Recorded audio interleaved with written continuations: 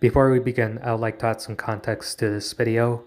I recently saw a video that was AI generated that had the same title of what if a modern fighter jet fought at Pearl Harbor, and I thought I could do that better. So without further ado, what if a modern fighter jet fought at Pearl Harbor? And for this example, I'm going to be using the FA-18 Super Hornet, the main fighter jet of the US Navy. The FA-18 Super Hornet is an advanced 4th generation fighter jet with advanced avionics and radar system. Although in this scenario, there will be some limitations to this jet, especially for the timeline. For starters, the FA-18 Super Hornet will have a full tank of fuel, but it can't really refuel because the fuel that it uses hasn't been invented yet. Same goes for the weapon systems. I've done some research in order to figure out how to use the FA-18 in a manner where it could cause the most damage to the Japanese naval fleet that attacked Pearl Harbor. And here's what I have. The Super Hornet is a highly capable jet, more capable than the fighter planes that the US Navy had at the time, and it's a lot better than the planes that the Japanese operate. But one major problem is that the F-18 won't have enough fuel, nor the ammo or missiles necessary in order to take on the massive fighter plane fleet of the Japanese Navy. Instead, the Super Hornet will have a certain loadout that will be necessary in order to engage the Japanese fleet that's attacking Pearl Harbor, mainly the carriers.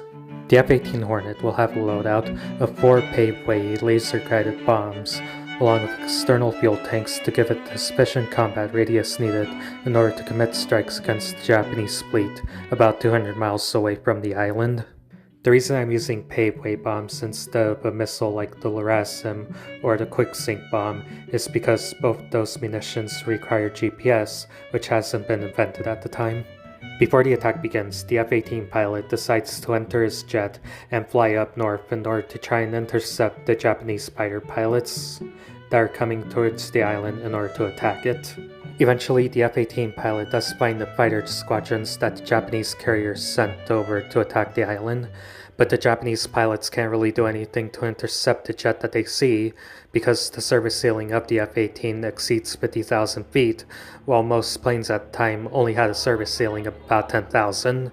Eventually, the F-18 pilot does find the Japanese carrier group consisting of 6 aircraft carriers along with the escorting warships. The F-18 pilot only has the limited amount of ammo that it has in order to destroy the Japanese carriers, so it decides to drop the laser-guided bombs on at least one of each carrier. He begins to mark the targets and begins to drop the paveway-guided bombs, and one by one the Japanese carriers are struck by paveway bombs. One by one the bomb detonates and destroys much of the aircraft carriers that are down below, and the Japanese air defenses can't really reach the F-18 due to the high surface ceiling of the jet. One paveway hit the superstructure of the Japanese carrier, another one hits the elevator where the fighter planes are lifted up. The 3rd and 4th carriers were hit in the ammo compartment, which detonated, thus causing those carriers to sink. The F-18 pilot sees the damage that he caused to the aircraft carriers and decides to turn back to Pearl Harbor.